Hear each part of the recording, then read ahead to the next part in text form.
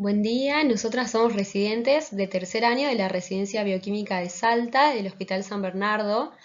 Mi nombre es María Florencia Benítez Cortés y el de mi compañera es Candelaria Rodríguez Matus y les vamos a presentar un caso clínico de botulismo que tuvimos en nuestro hospital. El botulismo es una enfermedad potencialmente mortal caracterizada por una parálisis flácida descendente cuyo agente etiológico es el Clostridium botulinum. En cuanto a la taxonomía, esta bacteria pertenece al género Clostridium y a la especie Clostridium botulinum. Es un bacilo gram positivo, móvil, anaerobio estricto, formador de esporas ovales subterminales que en general deforman el soma bacteriano. Su formación depende de condiciones adecuadas de temperatura, pH, anaerobiosis, entre otras variables. Esta bacteria se encuentra ampliamente distribuida a nivel mundial en ambientes tanto acuáticos como en el suelo. Existen 8 tipos antigénicos diferentes de neurotoxina que van desde la A hasta la H y las principales causantes de botulismo en humanos son las toxinas A, B y E. La especie de Clostridium botulinum se divide en 4 grupos fisiológicos según el tipo de toxina que produzcan y dependiendo si se trata de cepas proteolíticas o no. La secuencia genética que codifica cada una de estas toxinas, según su tipo, se encuentra en distintas localizaciones como el cromosoma bacteriano o plásmidos.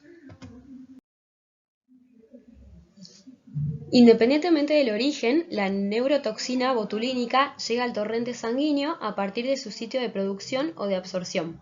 Así llega a las terminales nerviosas periféricas y se une irreversiblemente a la membrana presináptica. Las toxinas producen debilidad al inhibir la liberación de acetilcolina en las sinapsis neuromusculares periféricas y en las sinapsis colinérgicas del sistema vegetativo. Las toxinas son metaloproteasas dependientes de zinc que se liberan tras la lisis bacteriana. El proceso de liberación de vesículas con acetilcolina se desencadena por un potencial de acción que provoca un aumento brusco del calcio libre intracelular. Esto ocasiona la interacción de las vesículas con la membrana presináptica a través de uniones y se forma el poro que permite la liberación del contenido de la vesícula. Las diferentes neurotoxinas botulínicas inhiben este mecanismo de liberación mediante unión a las distintas proteínas que intervienen en el proceso, y así, de esta manera, la ausencia de la acetilcolina va a dar lugar a una parálisis flácida. La recuperación funcional de estas terminaciones sinápticas se produce tras su regeneración. En cuanto a la epidemiología, esta enfermedad se trata de un evento de notificación obligatoria, individual e inmediata, y en nuestro país el primer caso confirmado se registró en 1922 en Mendoza. Como podemos observar en este gráfico, se evidencia que la notificación de casos de botulismo alimentario aumentó significativamente a partir del año 2010. A partir de esta fecha se comenzaron a integrar los datos de la notificación clínica y los casos ingresados por los laboratorios se ingresaron a través del módulo Sibila para mejorar lo que sería la sensibilidad del sistema y actualmente estos casos deben ser notificados en CISA. En este otro gráfico podemos observar un ligero predominio en el sexo masculino y en las edades principalmente entre 2 a 4 años y entre 25 a 34 años. Ahora voy a pasar a describir la clasificación de botulismo. Esta enfermedad es clasificada en botulismo alimentario, de lactante, por inhalación y de heridas. El botulismo alimentario es una intoxicación neuroparalítica grave de elevada letalidad que resulta de la ingesta de neurotoxina sintetizada por el bacilo presente en alimentos conservados y previamente contaminados con el microorganismo. El periodo de incubación de esta enfermedad es entre 12 a 36 horas y es adquirida por la ingestión de alimentos contaminados con la toxina preformada. Esto puede ocurrir por un calentamiento inadecuado de los alimentos, conservas de preparación casera o fermentación de carne o salchichas. Y el pH de los alimentos afectados es habitualmente superior a 4.6. En cuanto a las manifestaciones clínicas, el elemento más grave, que incluso puede provocar la muerte, es la insuficiencia respiratoria, que es consecuencia de la debilidad del diafragma o de la obstrucción de la vía respiratoria superior por la parálisis tanto de la lengua o de la glotis. En este caso, el paciente no va a presentar fiebre, el paciente permanece consciente y puede encontrarse una frecuencia cardíaca normal o baja en ausencia de hipotensión. También puede presentar visión borrosa, cefalea, vértigo, somnolencia, párpados pesados, diplopía y astenia. También puede presentar disnea, náuseas, vómitos y anorexias. Y en cuanto a la debilidad de las extremidades, es simétrica, generalmente descendente y progresiva. También puede haber una sensación generalizada de debilidad muscular, acentuándose en la cara, cuellos y miembros con predominio proximal. Los métodos de prevención son básicamente los procedimientos seguros de preparación de los alimentos. Hay que tener en cuenta tanto la temperatura como el tiempo de cocción adecuados, la refrigeración y los métodos de enlatado doméstico seguros. La cocción a 116 grados es para destruir las esporas antes de que el alimento sea enlatado y se recomienda cocinar los alimentos enlatados a 85 grados durante 10 minutos o más para destruir la toxina antes del consumo. Además, hay que almacenar el alimento refrigerado con sal o un pH ácido, que esto puede prevenir la proliferación bacteriana y la producción de la toxina. En cuanto al tratamiento, consiste en administrar la antitoxina botulínica lo más rápido posible, vigilando signos de hipersensibilidad porque es de origen equino, y en suplir las complicaciones neuromusculares que van a derivar de la intoxicación, ya que el fracaso respiratorio es la primera causa de muerte. En el botulismo del lactante, el periodo de incubación es de 3 a 30 días. Esta patología es consecuencia de la ingesta de esporas, ya que su forma vegetativa puede colonizar el intestino y producir la neurotoxina in vivo. De ahí que el periodo de incubación sea más prolongado. Las manifestaciones clínicas que puede presentar el infante son estreñimiento, hipotonía, llanto débil y dificultad para alimentarse, que puede progresar a un cuadro más grave de parálisis flácida e insuficiencia respiratoria. En este caso, los pacientes tienen como factores de riesgo la clorhídrica y el uso de antibióticos. Como métodos de prevención, la única fuente evitable es la miel, que no debe ser administrada a niños menores de 1 año. En el caso del botulismo por inhalación, el periodo de incubación va a variar entre 12 horas y 3 días. Los signos y síntomas de este tipo de botulismo son iguales que los provocados por la ingesta de la toxina. Y finalmente, en el botulismo de heridas, el periodo de incubación es de 4 a 14 días y es causado por la producción de la toxina in vivo en heridas contaminadas. Algunos factores de riesgo son el inadecuado cuidado de las heridas y el uso de drogas inyectables contaminadas. Este es el único caso donde sí va a ser recomendable el uso de antibióticos, además del desbridamiento de las heridas y la administración de la antitoxina. A continuación, mi compañera Candelaria les va a hablar a ustedes acerca del diagnóstico de esta patología y les va a presentar un caso clínico. Es importante que el médico haga un correcto diagnóstico diferencial con patologías que tienen síntomas muy similares con el botulismo. Entre esas tenemos las intoxicaciones o toxinfecciones alimentarias, como por ejemplo con enterotoxinas. Estas tampoco producen cuadros febriles ni manifestaciones neurológicas. Lo común es que presentan vómitos introspectivos, pero estos son de corto periodo de incubación. Las intoxicaciones por salmonela o shigella van a presentar, a diferencia del botulismo, síndromes febriles y tampoco presentan manifestaciones neurológicas, por lo que su diagnóstico diferencial es mucho más rápido.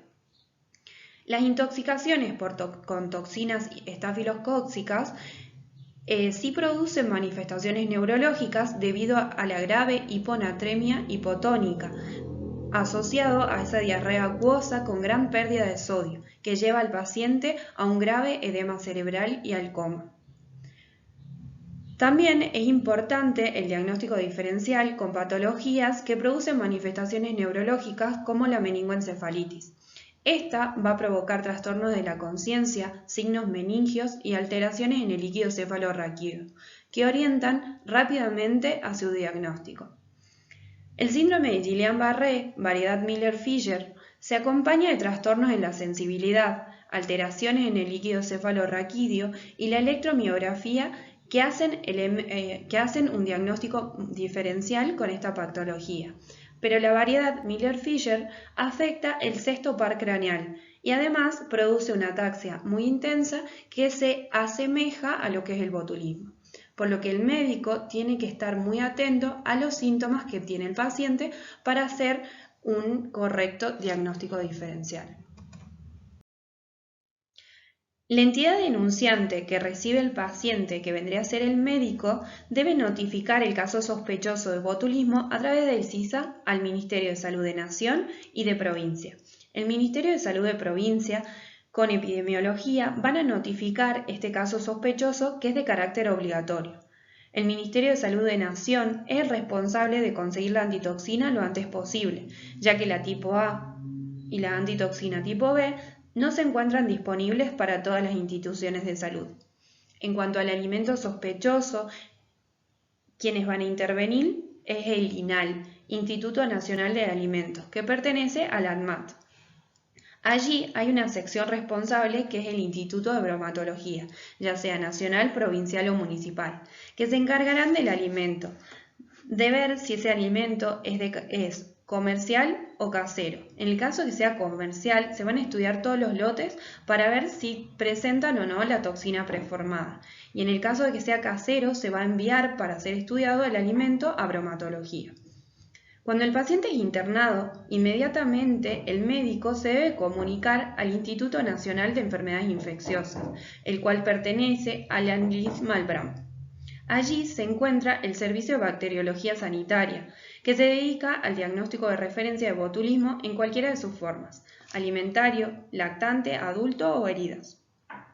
Es importante la comunicación entre el médico y el Servicio de Bacteriología Sanitaria.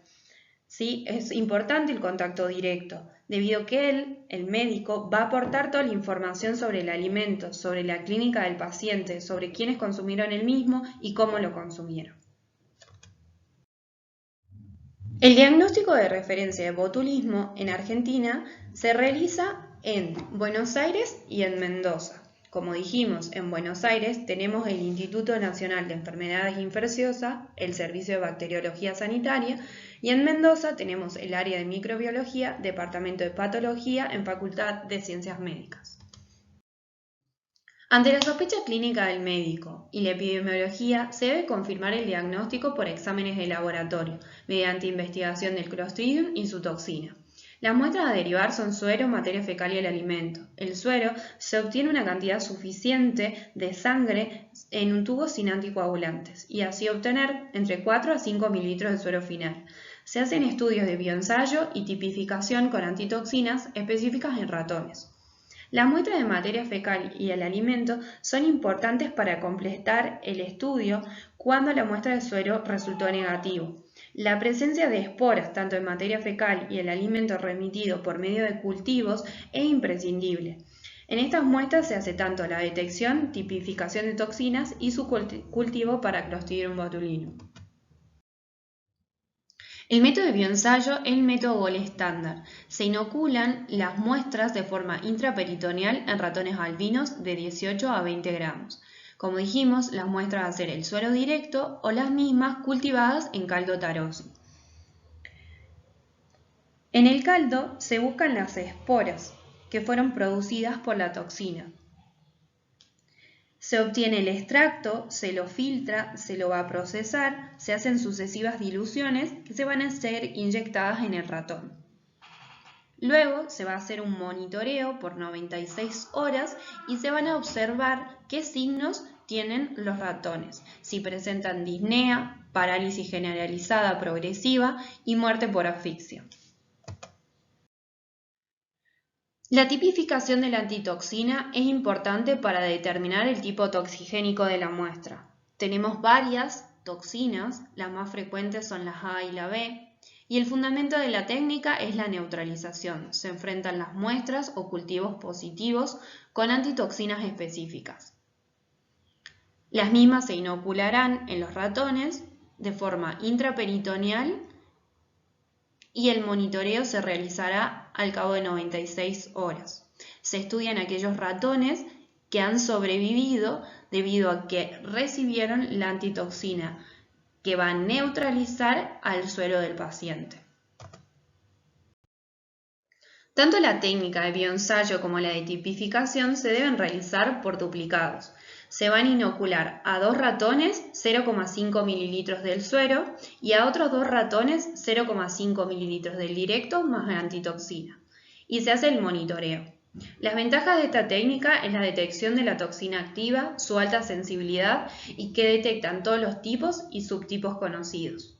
Las desventajas es la limitada capacidad nacional de diagnóstico, debido a que se requiere un bioterio y personal especializado y experimentado. Y además, cuando el paciente tiene bajos niveles de toxina, el diagnóstico puede tardar entre 2 a 4 días. Para las muestras de materia fecal y del alimento, se va a hacer también la técnica de bioensayo y la tipificación de antitoxinas. Se va a inocular por duplicado el extracto directo de materia fecal, el cultivo en caldo tarosi de materia fecal, el extracto directo del alimento y el cultivo en caldo tarosi del alimento. También se va a estudiar el extracto más la antitoxina para la tipificación de la misma.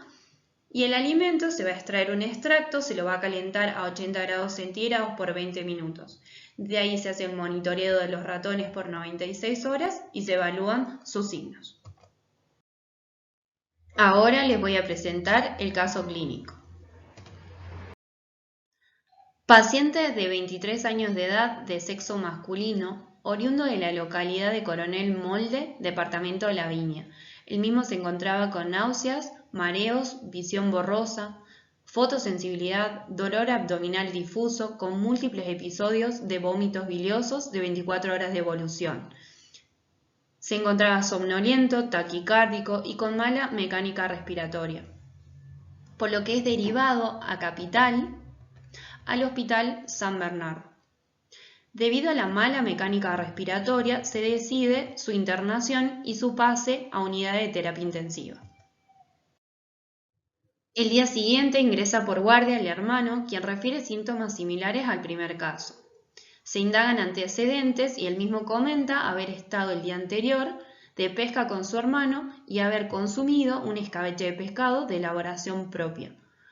Por cuadros similares con el mismo, se sospecha de intoxicación por toxina botulínica, se activa el protocolo desde epidemiología para la obtención de los alimentos sospechosos y el personal de bromatología va a ser responsable de dirigirse al domicilio y recuperar el mismo. El 18 de enero del corriente año ingresa el primer paciente, de 23 años de edad, de sexo masculino. El mismo se encontraba somnoliento, taquicárdico, con mala mecánica respiratoria. Se lo decide intubar y queda bajo asistencia respiratoria mecánica y sedoanalgesia.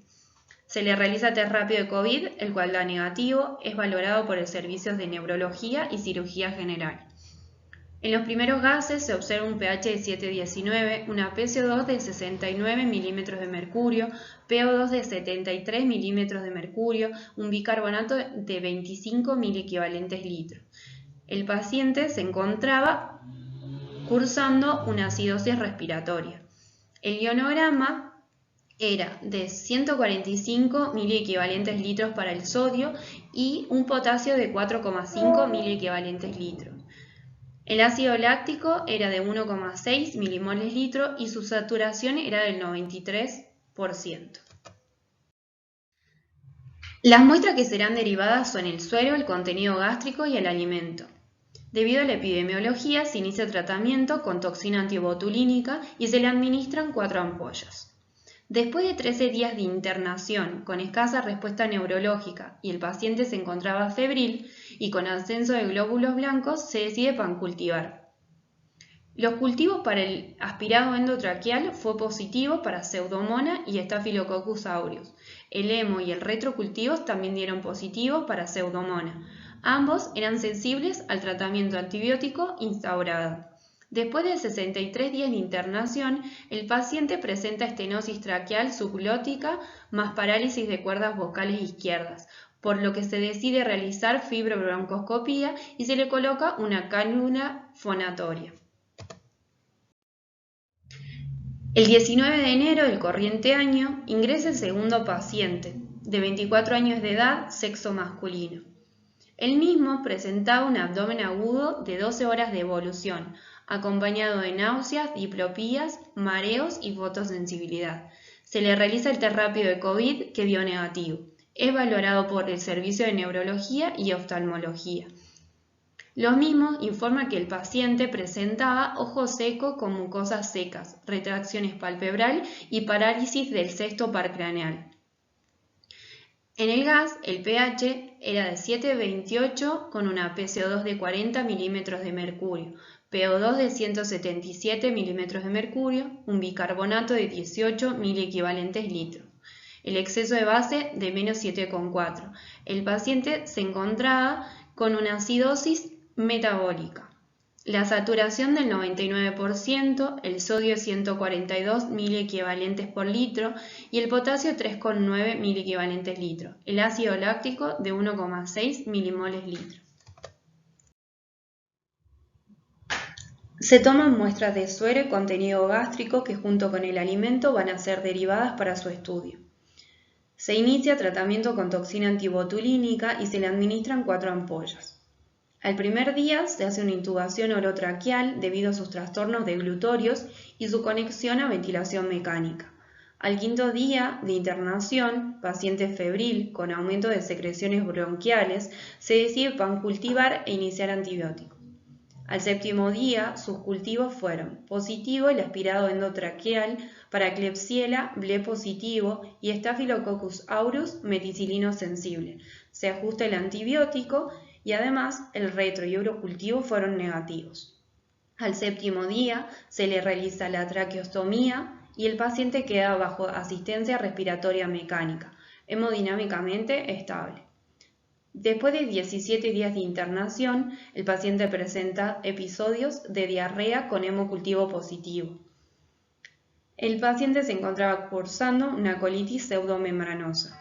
Después de 51 días de internación, el paciente se encontraba lúcido, afebril y estable hemodinámicamente. Se solicita su traslado a su hospital de origen para continuar rehabilitación motora. Las muestras del paciente 1 y 2 de suero, contenido intestinal y materia fecal y el alimento deben ser derivadas al Servicio de Bacteriología Sanitaria en el Instituto Nacional de Enfermedades Infecciosas. Estas deben llegar en un recipiente de triple envase junto a su ficha epidemiológica. La misma debe estar correctamente completa y con todos los síntomas del paciente. El diagnóstico que se va a realizar es a partir de las técnicas de bioensayo en ratones albinos, cultivo en caldotarosi y tipificación con antitoxina. Los resultados para ambos pacientes fueron sueros negativos, materia fecal y contenido intestinal positivo para la toxina tipo A. En el alimento, el método directo también dio positivo y el cultivo en caldotarosi también dio positivo para la toxina tipo A. Cuando la detección de la toxina es negativo en el suero, es importante e imprescindible investigar la presencia de esporas en materia fecal y en el alimento remitido, para así completar el diagnóstico. Como ya habíamos hablado, esta enfermedad es de notificación obligatoria en el Sistema Integrado de Información Sanitaria Argentina. Debe quedar una constancia de todos los estudios de laboratorio realizados. Se debe incluir qué muestra y cuál fue su resultado. En nuestro caso clínico, tanto la materia fecal como el alimento dieron positivo para la toxina de tipo A. Por último, queríamos destacar que la prevención del botulismo alimentario debe centrarse en la educación de la población para conseguir la elaboración de alimentos seguros. En cuanto a la enfermedad, es importante promover y difundir el conocimiento de las mismas y cuáles son sus formas de prevención. También la importancia del diagnóstico temprano y la instauración de un tratamiento correspondiente evitarían complicaciones neurológicas y respiratorias que sabemos que llevan rápidamente a la muerte del paciente. Queríamos agradecer al Servicio de Bacteriología Sanitaria del Instituto Nacional de Enfermedades Infecciosas que aportó todos los datos y nos explicó cómo hacer el diagnóstico correspondiente de la enfermedad. Muchas gracias.